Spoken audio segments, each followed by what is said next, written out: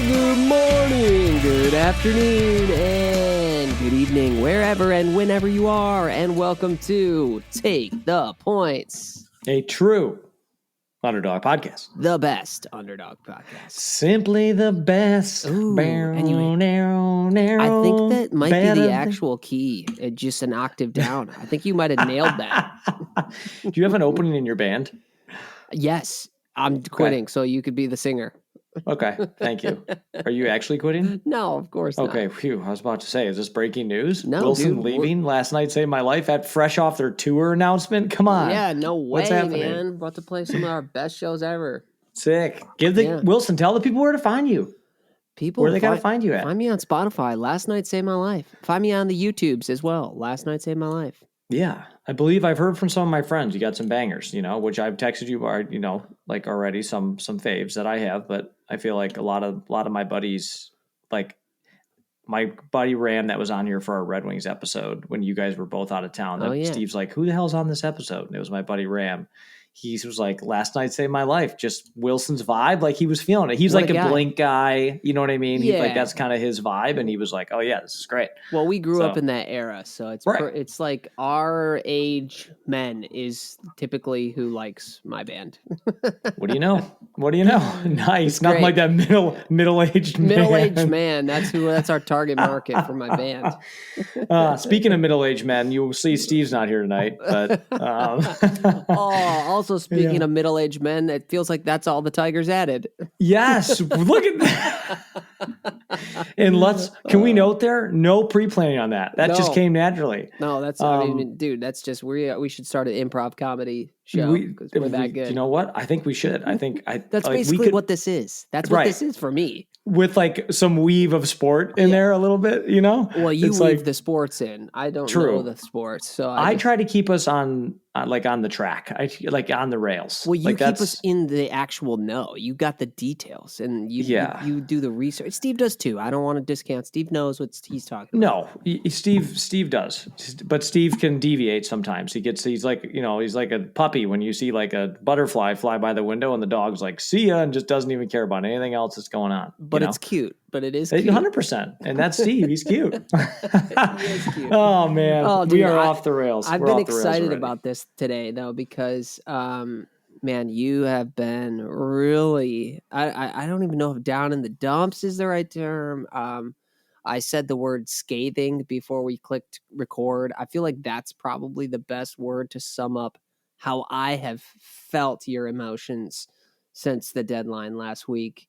So we got to talk Tigers, and I've been looking forward to hearing what's going to come out of you today. There's a lot coming out of me, Wilson. Yeah. If Steve was here, he'd love that. Yeah. Where to even start? So Tigers trade deadline has come and gone, right? So we can recap some of the moves that they made. My frustration level has been near an all-time high over the last week leading up into this trade deadline for a lot of the reasons I think we talked about leading into the deadline that I think you and Steve were both in agreement with. I thought a lot about what I wanted to say tonight too. I was like, there's two options, right? I can come on here, be super negative, get angry like I normally do, get fired up like you've heard me on the text messages, right, between you, Steve, and I, or I can just try to approach this somewhat like an adult, and I'm not going to do that. We're going to go ahead and get upset about it now. Perfect. That's the better one. Yeah. I have so many different ways I could go with how I feel about the trade deadline. Leading into the trade deadline, I think you were in the same shoes, was like, we feel like this team is good, not great. And I think that's a fair assessment, even though they got 8-game lead, tied for the best record in the American League.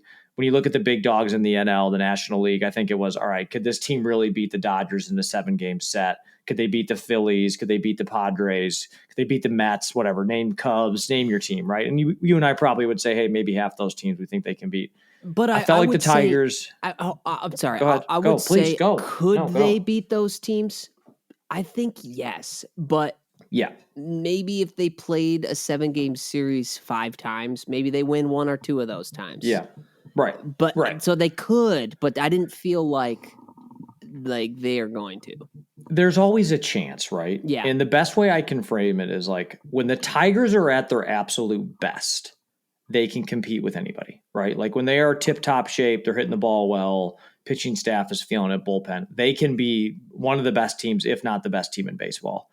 My issue comes in and they only play that way, just like any team, right? They may play that way 30% of the time, whatever it is, right? Otherwise, you have these flaws. But when the Tigers are not playing at their best, their average to me, when they are at their mediocre level, is worse to me than any of the big time contenders, especially on the NL side.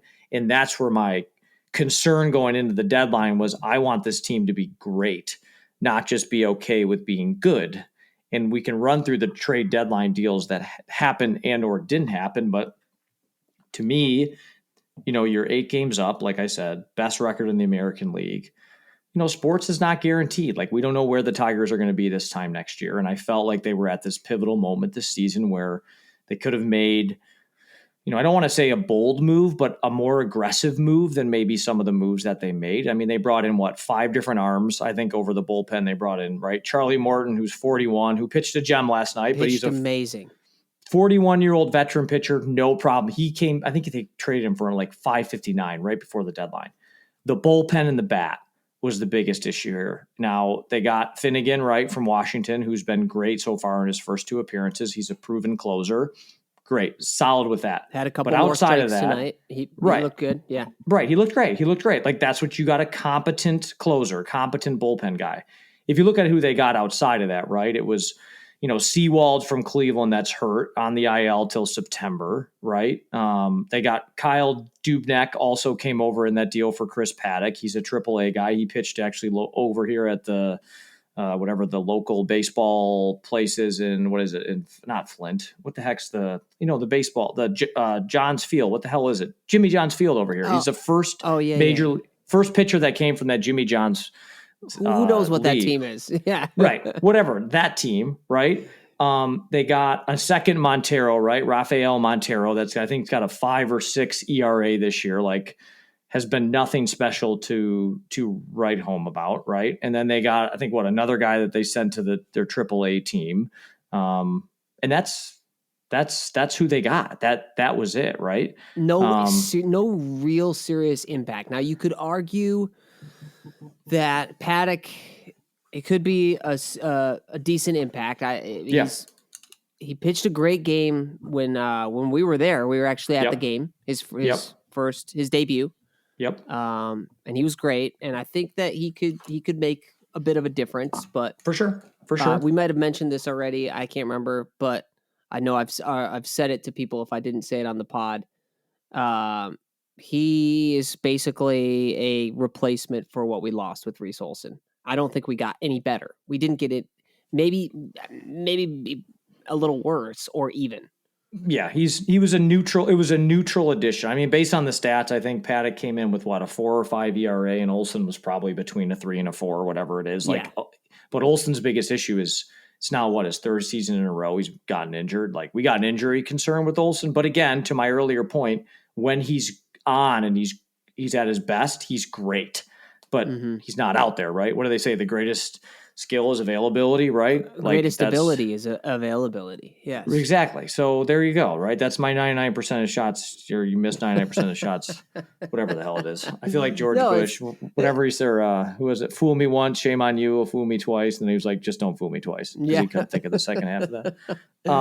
But yeah, they just, outside of Kyle Finnegan, that's the simplest way to put this. They really made no substantial additions to this team for a bullpen that I think is ranked 30th in the major in terms of whiff rate, which just means, which I brought up last time, we do not have guys out of the bullpen that miss bats. Well, outside of Will Vest, but that's it. Even Finnegan, like, he can be good, but dude, just like you said about the Tigers overall, when he's bad, have you looked at his? Bad. When he's bad, he's real bad. He gets shelled when he's bad. Bad. Which, again, you can say that with most pitchers, but look at a guy like Tommy Kahnle. When he's at his best, no one can hit him. When he's at his worst, he's giving up 5 runs and knocking it out in an inning. Like, so we got another one of those. I mean, right. We kind of have this Dr. Jekyll, Mr. Hyde situation of like, what is it going to be? And we don't have this middle ground. And that's where, like, my overall frustration with this deadline is not only what the Tigers didn't do, it's what the other teams around them did, right? Like, we just got done playing the Phillies.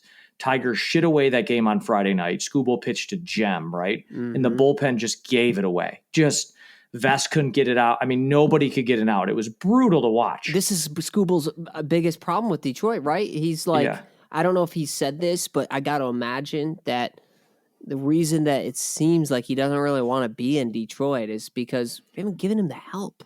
Right. He should have got a W in that game. Right. He pitched what, 6 2/3, I think, or whatever, or whatever it was. Like he pitched great. Jack Flaherty pitched a stud game. Sorry, it was actually Flaherty that pitched on Friday. That was my bad. But anyways, I was thinking of a different Scooble game. No. It's fine. I sent us down the wrong train there. But Flaherty pitched 6 2/3, one of his best outings of the entire season against a loaded Phillies lineup. I think he was down 3-1 when he left the game. We end up losing the game. Like our bullpen blew the lead twice. Then you look at the game on Saturday with Scooble that we ultimately ended up winning. We don't win that game without Javi Baez going bonkers and having 4 RBIs and a huge triple in the 8th, I think, to put us on top. But you cannot expect. Because our bullpen gave up another 2-run homer the following inning. You know what I mean? Like, to me, and then we lose yesterday. Again, great outing by Charlie Morton. Not a bullpen issue, but bats absolutely fell apart, right? We had no hits. Well, we also said we needed a bat too. We needed a couple things at this deadline. Yeah. Right. And again, I'm trying, I don't want to sound like negative. I'm still behind this team 100%. Like, you know me, Wilson. I'm going to watch this team. Like, I'm going to live or die with this team. Although you did say I'm not going to watch the next game and I'm selling my tickets. Which I didn't. Did not go to the game tonight. Want to be clear on that. I could have attended tonight. I said, no. And I did not watch the game on Sunday. Did you sell your tickets for tonight or did you just? I had to give them away because no one would buy them. Wow. So, yeah, wow. I know. I had them up on SeatGeek. No one bought them. It was like down to like $25. And I was like, I'm not doing that. Like I'm giving them to one of my buddies. Dang. Yeah. So I gave them to one of my good friends, Ryan, and my goddaughter. His daughter's my goddaughter. I gave them the tickets. They went to the game. They had a blast. Nice. Which obviously made me happy. But the point is, Wilson, like I don't know if you feel this way. When I look at the Tigers deadline, it's more so like this Philly series to me is how this playoffs could turn out. Mm-hmm. Low scoring, bullpen focused. You know, you got guys like Matt Vierling, Andy Ibanez, right? Wencel Perez hitting at the top in the heartier lineup going up against Castellanos, Bryce Harper, Kyle Schwarber. Like these dudes are studs, right? JT Realmuto, Turner, right? Like our lineup, in my opinion, just doesn't have the horses that those guys do. And that's where, yeah. And that's where it's like, okay, if that's one of your strengths, like the other team's going to be really strong in terms of hitting. You obviously got to neutralize that with pitching. And that's where I felt like the Tigers had an opportunity to turn a weak spot in the bullpen into an extremely strong, like, you know, asset to the team. That sure, you might be that like at the Houston series last year, right? It's 2-1, it's 3-2. Those games were super tight. Same with Cleveland. I'm confident Chris Fetter is going to get these guys to pitch well. It's just like, man, you see like Duran coming in for Philly. Like, dude, he's throwing 103 like it's nothing. I know. You know? I know. And it's like, oh, you just imagine a guy like that on this team. And I don't know if you saw these Scott Harris comments. That's what got me the most, Wilson, is these Scott Harris comments where he came out and he was like, I don't know what people expected. You know, he's saying like, my goal is to make the playoffs every year. The asking price was high. And it's like, fundamentally, if I take him at his word, it's like, dude, I don't give a shit about trying to make the playoffs every year. I want to hear that you're trying to win the World Series. Like, you are the best team in the American League right now. And you added 5 dudes with 0 of them proven, probably outside of Charlie Morton is probably the most proven. He was on that World Series team with AJ Hinch, and then Finnegan's had some good years. Like, that's all you did to a team struggling with their bullpen. And I don't know, I just fundamentally disagree with that. I don't know. Do you take those quotes like, or that vibe the same way, or do you think I'm just reading what I think I want to hear versus? No, I think you're spot on. What I think the facts are. You're spot on. But what it comes down to is he's not incentivized the right way, is what it tells me, and that may not be his fault. I would have to be able to see his pay structure, which I don't know if we have that, or like his bonus structure, because if I'm him and I'm getting paid more to make the playoffs every year, then I would get paid to win the World Series one time. Then I'm doing the same thing that he does. When I think about it this way, that's sick. If that's the case, dear God, I hope that's not the case. Okay, in my work, and Mm-hmm. I know in yours as well. Sometimes we have people that we're dealing with, like a client or something, Mm-hmm. and they have an issue where they don't want to make a change because it'll mess up like reporting or something Mm-hmm. like that. It'll make Yep. numbers on a page look different, even if it brings more revenue or whatever to their business. They don't Yeah. want to make the change because of a reporting issue that it could cause. I'm Yep. like, oh, you're incentivized wrong. Like you're not there to drive the what's most Mm. important, which is revenue. In that case, you care more about this report than you do. It's a similar thing to like, oh, you're not incentivized right. If you just want to make the playoffs and your Right. main goal is not to win it all, you caring more about the wrong thing. Because Yeah. I would take a World Series and then missing 10 years in a row of playoffs over Preach, brother. yes, over 10 years of Preach. making it with never winning. Preach.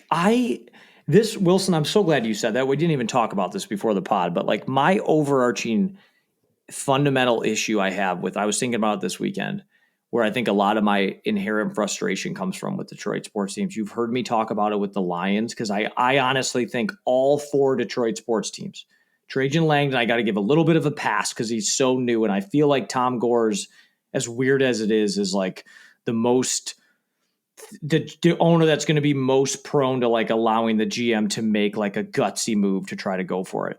But it just feels like the other GMs in this town are okay with being good and not striving to be great. And I feel that in my core. When was the last big swing, no pun intended, any GM in this town took on a player? I think Blake Griffin for the Pistons, yeah, which was a horrible situation. But who else on any of our teams? man, I can't think of one. for the Tigers, it goes back to like Was it Fielder. Baez, the free agent Baez signing? Like, okay, all right. Is that a big swing? I guess for a mid-market team that we think that we are for the Tigers, sure. But it's like, imagine if the Lions, that year they lost in the NFC title game, what if they go out and get Chase Young, Right. like in the trade deadline, who ended up sacking Goff on a key fourth down and forcing it, like that mattered, you know? And it's like this. I see it with Iserman, and you see it with Scott Harris. And to your point, Wilson, maybe that's a Chris Ilitch thing, right? Like he gives these guys just put butts in seats, like give us a good competitive team, give them the old, yeah, that a boy, you know what I mean? Like go out there and we're going to work hard and we're going to try and we're going to build our own. And damn it, I hope we win it. Versus like Dave Dombrowski, who's a fucking assassin. Mm-hmm. He's like, go out there and get me every good player I want because I don't want any question marks. And I just don't feel that our GMs have that in this town. No, they don't. I like you said, I think we got to give Langdon a pass for now. Yeah, he's but even this offseason, I was like, Trajan, what do we do? Are we going to be all right? Right. Like we got to figure out next year. Like we got to pick a direction. We're going to have to make a move at some point. The chips have to go in at some point. We will, but he's still early enough on that I'm okay For with sure. it. And then I think for the Lions, I think like For Holmes, ownership, yeah. like the Fords were like directionless for a while and didn't really have the care. Obviously it's there now, but I think it was kind of wishy-washy for a while. And to your point of after the NFC Championship game, like I could see it feels like we had the guys for the most part. We didn't know then the injuries that we were going to have. So I can also give a pass for that. The Tigers one is inexcusable in my opinion. Like this is what the city's been waiting for a long time. Tigers fans are very loyal. I think that the fans in the city deserve the best shot that we could take right now. I really do. And just to know how much money the Illiches have. I know. And like just to know like man, the farm system that we have, like the wealth of talent that we had that we could have traded for, like man, oh man, there's every situation that you could possibly think of that leads up to we should have made a big move. Like everything feels like it's in line. Yeah. The team's cooking. The Scooble window is here, and it's real. And it's real. It's real. And the farm system is there. Like you could go make a big move. Okay, you could say like, yeah, the asking price was high. So what? So Right. what? I like. Like, What do yeah, you? Wilson, I so agree with you. I don't mean to interrupt you. I was just going to say, like, I'm not asking them to trade Max Clark either. Let's be clear. Like, and that's what Scott Harris made it seem like in his comments was like, well, I don't know what people expected me to do. Like, we love our top prospects. I'm like, dude, I'm not asking you to trade Max Clark or Kevin McGonigal. I'm not asking you to do that.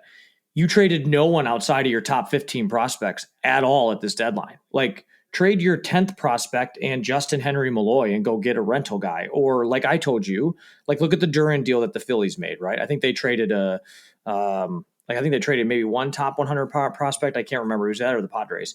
But my point is Duran signed for another 3 years. Like I would have been okay with giving up assets to go after somebody that's going to be a part of this team for the next couple of years. Cause it's like, okay, do I think a Troy Melton is going to contribute more over the next 3 years versus a Duran is when you're in a window with Scooble? It's like, no, you're nuts. Sure. If like, cause Harris said he doesn't want to like look back 5 years from now and say, and have to see these guys grow and mature. And it's like, I wasn't asking you to go out and trade for Bryce Harper. I was just saying, go after and get like some competent people in the bullpen. And we could be totally wrong. Maybe these guys are going to work out and I will eat crow on this and be like, I was totally wrong. It just felt like a little smartest guy in the room type approach. And that rubs me the wrong way as a fan. Cause you said it best, Wilson. I want to feel like the team is doing everything they possibly can to win. That's assets, right? That's coaching. That's like facilities, all that stuff. And it feels like we have like 3 out of the 4. We just don't have like the horses necessarily, or like we didn't make that 1 or 2 moves that could have really put us over the top. There's And that's frustrating. zero killer instinct. Yeah. And this yes. is I don't know the answer to this. Do you know Great analogy. when Clark and McGonigal, like a couple of those guys, Yep. when are they expected to be up with in the big leagues? Yeah, McGonigal probably next year, potentially at best case. Clark's probably not till a 27. I mean, so best case for both, honestly, when they're regularly contributing or have a regular spot is probably going to be 2027 for them both. But they're supposed to be like the best. So like take those 2 out of the equation. Like that's what I think too is like, fine, they're untouchable. You still got, 15 other dudes that sure. But even maybe I'm crazy, but even those 2 dudes for me, like if they're 2027, they're like, rookies in the big leagues. Yeah. When are they actually like a great big league player? Probably a couple years after that, maybe. Yeah, 2030. Yeah, you're talking 2030. Like so we're on the Iser plan again, and our team might suck. Then you might have a couple all-stars on a team that sucks. Yeah. You don't know what's going to happen in 2030. Right. Like, right. So what's the value of that? Like, yeah. Then you got to bring in all these other guys to build around them. Are you going to go for it then? Like, are you going to put all the chips in when McGonigal and Clark are up? Are you sure about that? You don't know.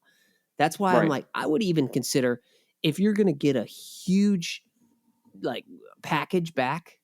Yeah. I would have even considered if I was them trading one of those guys for. Yeah. If you can get another like a sick bullpen player, a closer, and a bat. Yeah. Dude.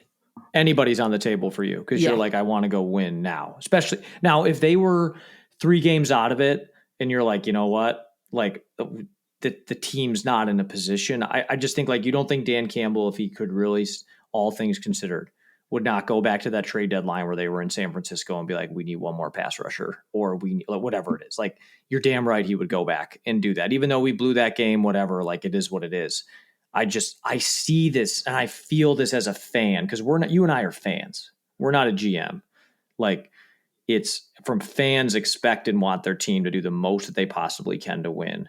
And I feel like in general, like the Tigers and I don't want to say the Lions because I think the Lions have done some great stuff. I just think Brad Holmes is reluctant to, he's always like, we got bills due in 5 years and it's like, that's a future me problem, dude. I'm trying to win 1 before I win 10 NFL championship, Super Bowls. Same with the World Series. You know what I mean? That's where it comes down to, like I was saying, like incentives. That's where it comes down to the incentives, and and the incentives should be put together to be what does the owner care about. That's how you incentivize your general manager is with what you care about the most. Is it to be, like you said, to put butts in seats, to be competitive, to be in the playoffs, but you're not a real contender. Maybe you get lucky and you win a series or two. Yeah. Is that what you care about the most? Because that means that it's all about money, obviously. It's Exactly. only Right. about money, which they are businesses too, so I get that. But I feel like you should not be able to be a owner of a major sports team if it's only about money for you. Like, come Yeah. on. There's plenty I of know. guys and gals who have the money and Yeah. want it because they're passionate about it. Like, think of like Ishbia, Yeah. like, who will definitely buy that team from you and you can make your billions of dollars. Sell it, Right. make your billions. Right. That's Yeah. just how I don't know. And maybe the Tigers issue the biggest, because here of all the teams, it's really the Red Wings and the Tigers is where I feel this similarity. Which, if you look at the common denominator with that, it's Chris Ilitch, right? Where the Lions, I got to give Sheila Fordham credit. She's paid a ton in these contracts. She has to put all that money up front, like half of that money up front in the bank account when she's signing these huge deals. Like I think she's a Tom Gores-esque, where like if Holmes goes to her and says, I want to pull the trigger, she's going to be like, I'm in for it. I trust it. I think that's a little bit more of Holmes being more reserved and feeling like we can do it our way with our guys versus you look at Steve Yzerman and Scott Harris. They are identical twins of each other. It's like, trust the farm. We're going to be good. Trust us. Trust the youth. And I give Harris credit. He's made the playoffs. Hopefully this year it'll be 2 of the 3 years he's been here. So like, dude's been good. But like Mike Ilitch was a fan who happened to be an owner, and he did everything he possibly could to win, and no one faulted him. Think about how much shit people gave Mike Ilitch. They never did. Even when we lost, it wasn't like Mike didn't do enough. It was like either Dave didn't sign the right bullpen guys or whatever. Leland maybe made the wrong move. I can sleep at night losing that way. The ball's not always going to bounce your way. It's just like, did we do everything we could have? Like, can Scott Harris look and say we did everything we could have this year to win the World Series? After that trade deadline, I don't believe that answer is yes. I think it's no. I don't believe it. I don't think he believes it. I wonder if you could sit down and have a real conversation with him right now, what he would give you, like just person to person, no microphones around. What would he say is the reason why he didn't do it? Being truthfully honest. Yeah. Like maybe because the other thing you got to think about too, Wilson, it's a good point on the Tigers is like, and I heard them talking about this on the radio today, which I thought was fascinating, is like the Tigers, we're a top 10 sports market in the US based on people. We got 4 sports teams. Tigers don't act like that though. They act like we're a mid-major, like we're a, middle city, like Milwaukee, a Pittsburgh, right? A Milwaukee, like that's kind of how they were. Like they act like a bit like a small market. You call it a mid-market team, whatever. It's like that's where I think this whole Skubal situation comes in. I am more convinced than ever now. There is no way in hell they are signing Skubal because I think Scott Harris knows if I sign Skubal to a $400 million deal, Chris Ilitch will probably approve it. I'm not signing anybody else. Like there's no one, and maybe that's why they're not signing McGonigal and Clark because he's like, well, I'm going to have to sign Skubal, and that's going to be I got $100 right of fun money, and that's it's like an NFL fantasy draft where you have the auction. It's like he's going to spend 90% on that one player, and the rest have to all be scraps. And I've been there, and it sucks when you do that in a fantasy draft. So I get it, but man, like I don't know. If you're going to be of the mindset that we're going to build our own guys and we're going to use these young guys and they're going to be great, don't you have to stick with that guy? That's your philosophy, right? You're not going to change that, right? So you're going to have a lot of lower cost guys regularly if you're going to continue to do that. So that should free you up. That's okay. That's great. Right. That should free you up to be able to sign a guy like Skubal. It's kind of like the Brad Holmes situation. I know we're bouncing between Tigers, but in all the other sports, but I think there's a lot of comparisons. Like if you look at Brad Holmes, what he's done so well is he's drafted young, cheap, controllable players. That's what you want. But that allows you to then go out and go big game hunting to be like, cool, I have a Brian Branch. I'm going to go sign a Trey Hendrickson right to a 3-year deal because by time that deal's up, Brian Branch is up. Now I can pay him. And it's like, that's where these windows come into play. You saw it this year already. Kirby Joseph owed a massive contract, right? Jared Goff is making $70 million next year on the cap. Amon-Ra St. Brown do a ton of money. Aleem McNeil, Penei Sewell, Taylor Decker got his extension. Jamison Williams is going to be up. Now all of a sudden that sexy window that you had of all these cheap, uncontrollable players, that's when you draft a guy like Ennis Rakestraw, who's hurt all the time, or you draft a guy like Manu at left tackle who can't play. That starts to add up because you can't refill with that same level of talent because you don't have the funds to do it because it's tied up. This is like where sports just gets into the financials and the windows and stuff, but like that's why windows don't last forever. That's why there is a window, right? It's open and then it's closed. Where like the Lions are going to be hard pressed over the next 3 years to keep everybody that they want to keep supplementing draft picks and like keep doing it. It's hard to win. It's hard. It is, but that's why I think that's one of my big issues here is if that's your philosophy, Scott Harris, that you're going to continue to get these young guys developed and you're going to bring guys up from the farm and they're going to be cheap while you have them, then why don't you feel comfortable trusting that actually with trusting what you're saying? You're going to bring up the kid and so you can go sign a big contract with Scooble because you're confident that you have this great farm system and those guys are going to be cheap. So it seems like it kind of doesn't work together. Yeah, it should be because they're relying on the youth, and it should be okay. We are going to re-size Scooble, and if that's this long-term, dark at night by himself in the lab cooking this up vision to be like, we're going to sign Scooble, that's going to take up 70% of our assets. Javi's going to fall off. We're going to have these young guys coming up, and because you can't fault Harris this offseason. That's the surprising thing. Signed Gleyber Torres to a 1-year deal for $15 million. Signed Jack Flaherty to a 1-year deal. Right. Signed Alex Cobb, as horrible as that was, to a 1-year, and tried to sign Alex Bregman. The money was not an issue for the Tigers this offseason.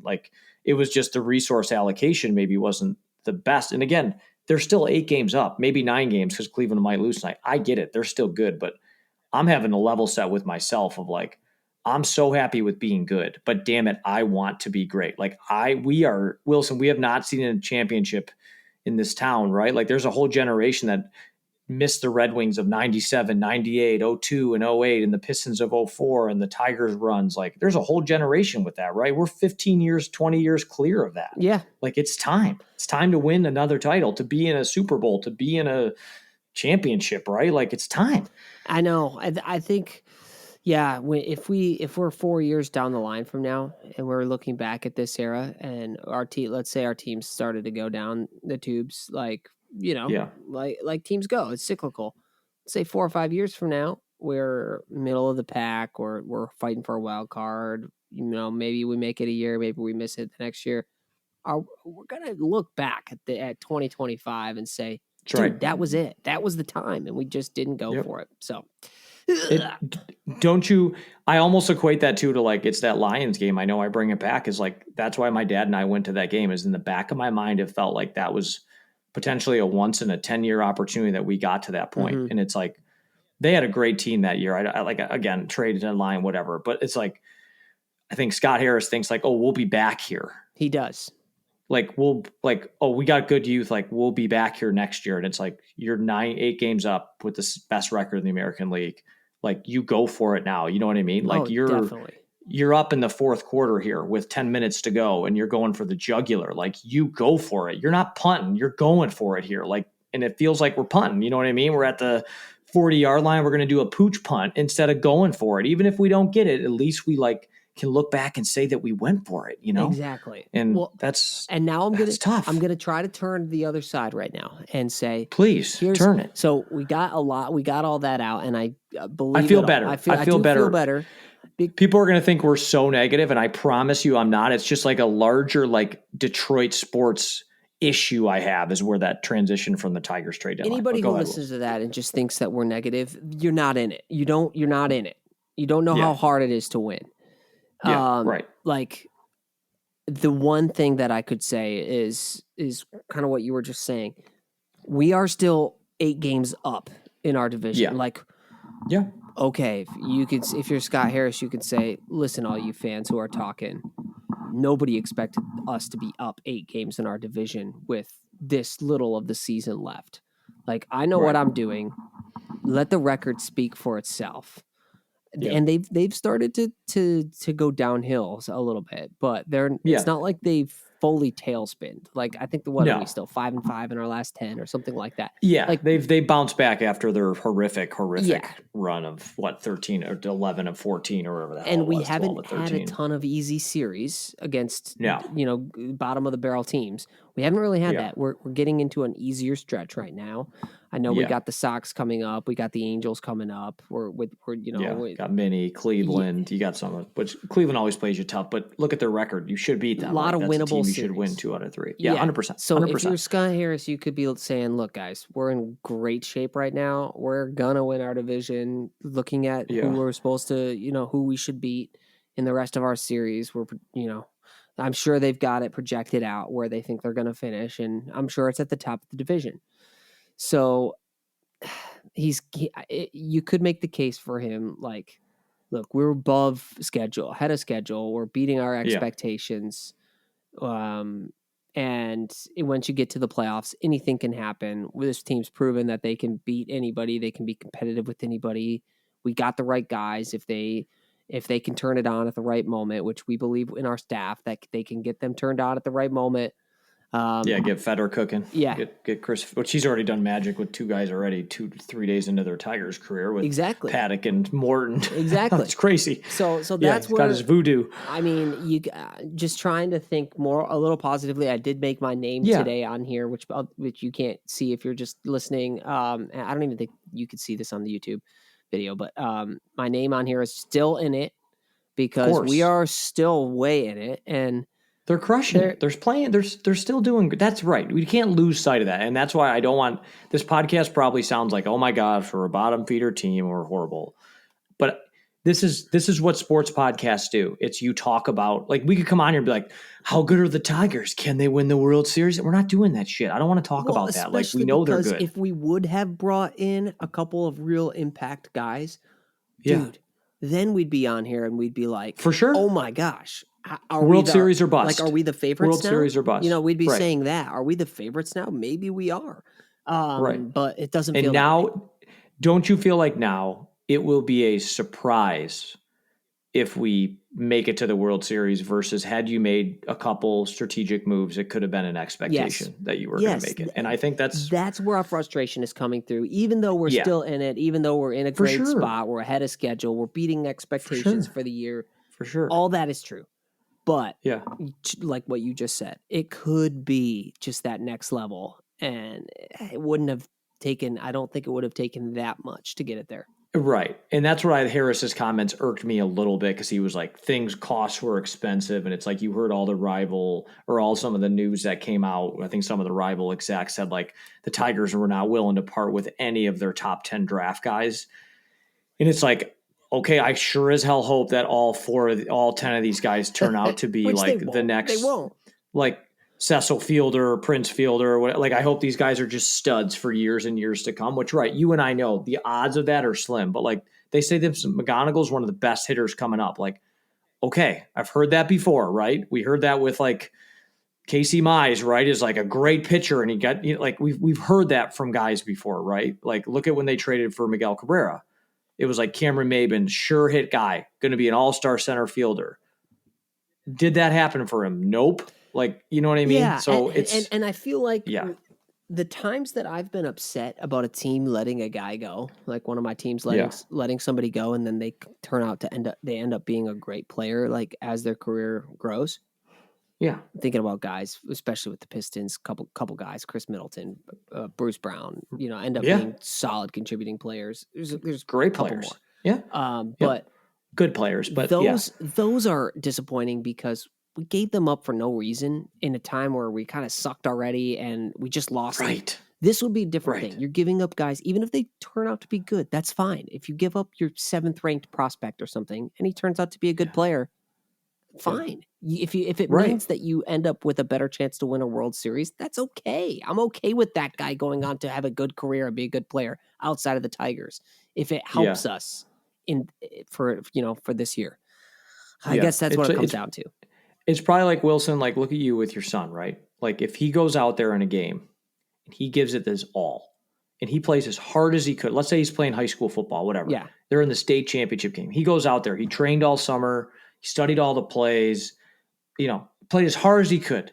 And they end up losing the game on a field goal, right? They lose a game on you're not going to walk off the field and be like, damn, you should have trained harder this summer. Versus if you go out there, a total different, and he's, dragging ass, right? He didn't train over the summer. He's drinking with his buddies on the weekend. He's not paying attention. He's getting bad grades. You're like, you know what? You're always going to wonder, what if? I'm going to wonder what if we don't win the World Series. The conversation's going to look a lot different between those two scenarios.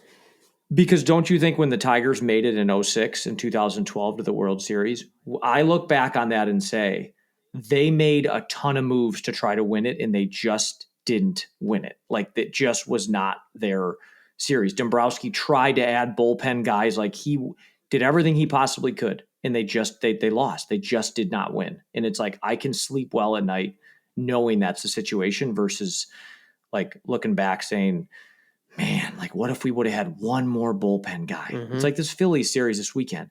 That to me felt like a playoff series of, like, in a game of 5 series. Like, we might win one and then we're going to lose 2 by 2 runs because we don't have a Suarez or like some bat in there that could, it says you're relying on Wenzel Perez and Matt Vierling and Javi Baez to have a big hit. And like we saw that last night, 0 for 5 in scoring, like with runners in scoring position. It's like, that's what it could be, And I totally agree. And I'm going to try to end the Tigers thing out of a positive. One more positive. Yeah, no, because keep me on the rails. Keep me on the rails. A guy like Vierling, who's been terrible. He's been terrible since he's come back. Bad. Is a guy who like I said it in an earlier pod, made a huge difference for us last year. He was incredible on our run. A guy like another guy who's been terrible, Parker Meadows, dude. He's kind of sucked. He's been horrible. Now he's hurt. It's been bad. Another guy like who had magic last year, like excessive magic last year. Kerry Carpenter. He's been good, but he hasn't had the magic that he had. He's come back to earth. I know. And even a guy like Andy Ibanez, he had the historic hit, Yeah, that big triple. The magic is in these guys. So this is the positive that I ended on. We know that these guys can do it. We've seen them do it. And we are at where we're at right now, which is in good shape, even with some of those guys kind of not being that great.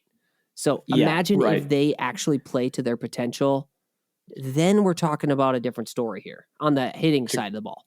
Very, very positive way. I agree with that. It's like, we know, again, they've played up to this point with all the assets and resources they've had with adding nobody. They've gotten to an 8-9 game lead. Best record in the American League, and for 3 months of the year looked absolutely unbeatable, and like there was magic in the air. Can they recapture that going into the playoffs? Because if they do, and AJ Hinch is a mastermind, do I think this team can win the World Series? Yeah, of course I do. Do I have an expectation that they will?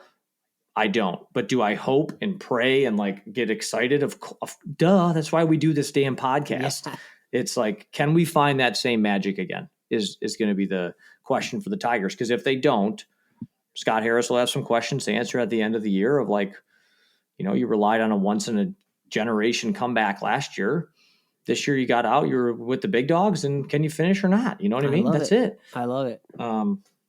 Anyways, well, I feel better. I just had to get that off my chest. It feels good. I feel like I understand my own feelings even a little bit more. Right. After that. Yes. Really and I want to do a podcast coming up, Wilson, of like, I think it'd be a good general topic of like, what makes a great championship team?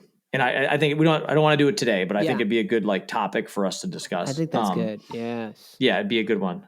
Do we want to quickly, we'll spend 2 minutes, then we'll wrap. Absolutely. Lions preseason. Yes. What are your thoughts? We don't have a backup quarterback, but I really don't give a shit because if Jared Goff goes down, the season's over anyways. And if I see one more injury pop up on you see Rakestraw's out today. He's going to be out for a while, they said. Dan Skipper gets rolled up. I don't know why he was playing in the preseason game, but can we not have the injury thing again? We already do. We already do. I have PTSD, man. It's coming back to me again. But it's already here. Like I'm scared. When you start the year, and we're seeing this with Matt Vierling, with Parker Meadows. When you start the year out, like Aleem McNeil going to be out, like Onwuzurike out, like, Rakestraw's It going hurts. to be out, like It coming hurts. back It to hurts. mid-season. You're just in a Yeah. different spot. I feel like, without having the full ramp up to the season and like getting yourself in that playing condition, Yeah, it's tough. it's hard to come in mid-season. I'm saying that obviously I have no idea what that feels like as just a fan, but just from watching players do that, it doesn't seem like they ever quite get there typically to the point Yeah. where they're reaching their highest potential. So we're already there. We're already starting from behind. Yeah, I think it's going to be, again, I think the Lions are going to be good. I think you and I agree. I think they're going to be a good team. I think they're going to come back to reality a bit this year, but I actually think in my heart of hearts, I think this team plays better when they are hunted, or I'm sorry, when they are the hunter versus being hunted. Like, I think this team, I think Campbell's message thrives off of like being the underdog, and I think they're going to get a little bit of that back this year with how they're potentially going to play, is my guess. I think you're 100% right. We are. You just got all you got to do is look at the odds and the sports books. Yeah, We right. are an underdog to win it all for sure. Which is where I think the Lions will play better in that situation, because I think that's where Campbell's historically gotten the most out of his guys. But yeah, the other my biggest takeaways from the preseason is I love that they added this new first down thing with like the chip in the ball. Did you see that? So they can do like no clue what you're talking how about. like chain gang and stuff comes out and they're looking at the video replay to see where the ball was. There's now was like an automated review in the Lions game last week where it was like the sky cam comes in. It's like a digital view and it actually shows the ball and like where it was in relation to the first down. I'm like, hell yeah. Oh yeah. And like, they're using that to make the call. Oh, it's so not yeah, just there was a like TV thing. there was like a sky review or whatever. Yeah, that came in. I don't know if that's going to be in play for the regular season, but I love it. I'm like, there should be a chip in the ball that's like when you cross the goal line, like it's like the game operation. Like you touch the side, the buzzer goes off. Like, can we get to that point? It feels like we should be there. You go to Top Golf and you hit a ball Yeah. and it tells you on the screen how far you hit it. Feels like we should be here of like, what, did he get in? Let's go to review to see if the tip of the ball crossed the white line. How about let's go to yep, okay, he scored. Take How do we know that? Because look at a screen. Yeah. Right. Like that's so anyways, I thought that was cool that they had that, and I could just do without the preseason is my other takeaway. I'm just ready for football to be here now. Yeah. Maybe not yet. I need the fall to kind of come sinking. I need like another couple weeks before I'm fully ready for the NFL. Agree. But I'm like, I don't know about you. I'm not going to take a ton away from this preseason other than just don't get anybody hurt and just get me healthy to the start of the regular season. It is crazy how what you just said is so true on the like feeling that ready for football. Even the week of where there's college games but no NFL feels too early to me. It doesn't feel right. It doesn't feel right. It feels like it's a week early. But then as soon as that first NFL week comes, the weather usually feels where the air changes, I swear.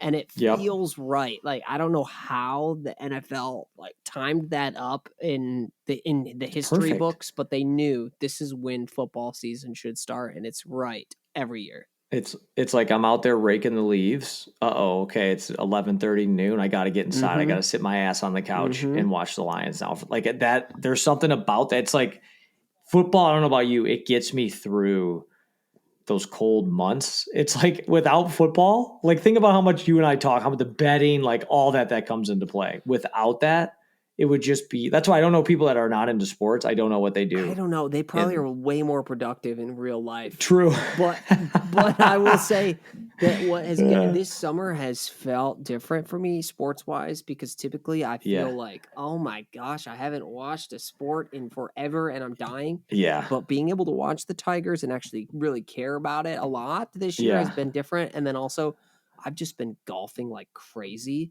And I love watching golf like crazy. Like I've gotten really into watching even just like the most random PGA events, like last weekend at Wyndham. Like I'm watching Cameron Young just dominate. I love this about you, Wilson. I love this. You've been taking weekly lessons. I've been taking lessons. Correct, yes. Right? Yes. Shout out. What, you got to an 18 handicap? I'd say it's probably, I played around this past weekend and I think I'm back closer to 20 now. That's okay. But yeah. Are you Yeah. tracking your handicap on Yes. did you have like a GIN login and all that? And No, you're not doing to like that the extent. Just okay. just the free one on 18 birdies. What it tells you. I've been thinking about Okay. doing the GIN thing though. Once I get a little Got bit to. better, I'm just not Got good. to. I'm not quite good enough yet. Like when you're Yeah, I shooting in the hear you. 90s, I feel like it doesn't even matter what your handicap is. I mean, I shoot in the 90s. There's nothing wrong with that. A lot of people shoot in the I 90s. know, but it's I'm not good enough to worry about my handicap.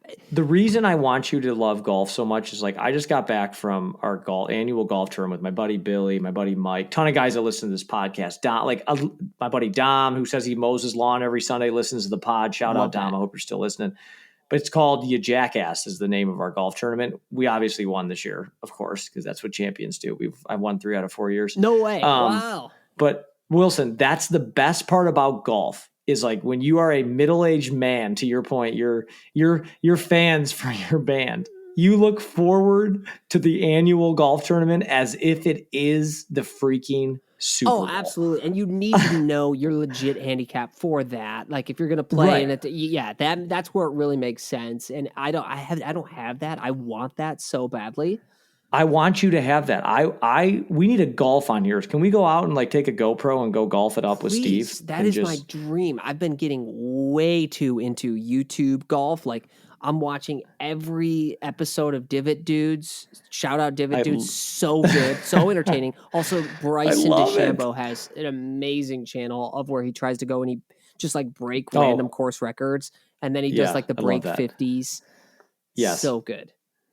Maybe we need to get some golf competition here going between you, me, and Steve-O. Because, even though Steve's juiced up and jacked up, he can still swing a decent golf club. He's got a little trouble getting it around those big chest muscles, but he can make, when he makes contact, it flies. What would you guess for a his mile, handicap is? I would guess Steve's like an 18. Okay. If I had to and guess. Then you're a 15? I shot 2 great rounds that got me down to like a 15.3, but I know in my heart of hearts I'm a 16 to 18 in that range. Okay, so we're all similar. We're within the realm. Yeah. A good round for me in golf, like when I'm like I really played great today, I can shoot high 80s, like 87 to 90 for me is like that's like I was you're gonna be as good as I can. You're gonna beat me by a few strokes for sure, at least. Yeah, but like my average, like I play Shepherd's Hollow like every Thursday as part of my golf league. Course. It's like, but I'm for 9 holes there. I'm shooting anywhere from 44 to 47. Now we're talking. Like that's probably my range. Like that's where I'm at. I'm gonna double bogey and then I'm gonna have a par, and it's like, wait, what the fuck? I'm gonna have a triple bogey, then I'm gonna get maybe a 1 birdie every 3 rounds. Like that's how golf works. But all it takes is that one shot where you're like, yes, it sounded good, it looked good, I'm back. 100%, dude, 100%. I'm shooting. I guarantee you, pretty much every round I'm gonna be in the 46 because I've only mostly been playing 9s because I don't have time with my son. Well, I'm going to be in the 46 to. I mean, I'm going to say I'll get up to 51. Dude, that's for where you're. Dude, it happens to everybody. Yeah. That's why most of my friends are in the 13 to 18 handicap range. That's where like they all. A lot of pretty good golfers though. We're playing bogey golf out there.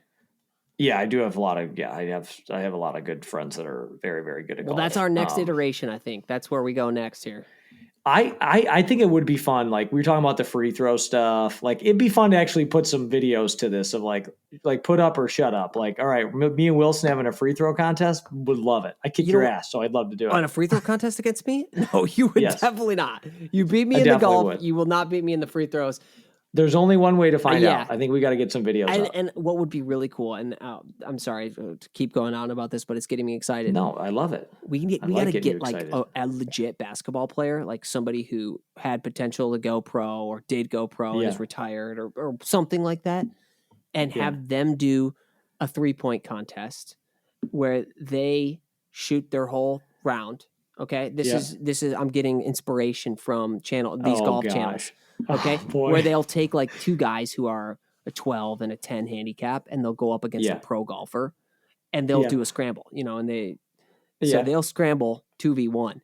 We could scramble 2v1 on the 3-point contest. So we take our best shot out of each rack. So if it's like best ball, Yeah. it's like best ball aggregate score on the rack Yes. versus someone straight Yeah. up. I love that. We're using the golf terminology on some basketball Yes. stuff. Yeah, that'd be that fun. would be fun. We should do So it. people leave some comments if you would like to see some of these videos. Wilson, I already know my buddies would love to see some Wilson basketball videos. I already know they would. Dude, So I think that they wouldn't like it because they'd be like, "Oh, dang, he can actually play," and then you're gonna shut him up, and they'd be like, "Oh, we wanted him to be bad so we could talk shit." But I'll make sure to put up some cross country challenges. I'm sure those will get a lot of views. You'll win. So yeah, let's see how many people. Let's go watch Robbie run around the track. And 2 views. We out. Oh man, Let's go watch Steve lift weights, and 5 views. We're out. Let's watch Wilson shoot a 3-point contest. 10 views. 1,000 views. No, more than that. More than that. Oh wow, that was fun. Okay. Well, this was great. This was great. This was great. Wow. So long story short, Tigers should have done more. We still love them. Lions can't stand the preseason. Get to the regular season, but wait a month because it's not cold enough yet, and we need to do some sports contests. That's the summary of this. It's pod. perfect. It's perfect. It's got me jacked up. I love it. I love it. All right, man. Well, this was great. Thanks to you all for listening to another 56 minutes of Take the Points. Please like, subscribe, share the show, and we will see you very soon back here on Take the Points. A true underdog podcast. Peace out. We out. See ya.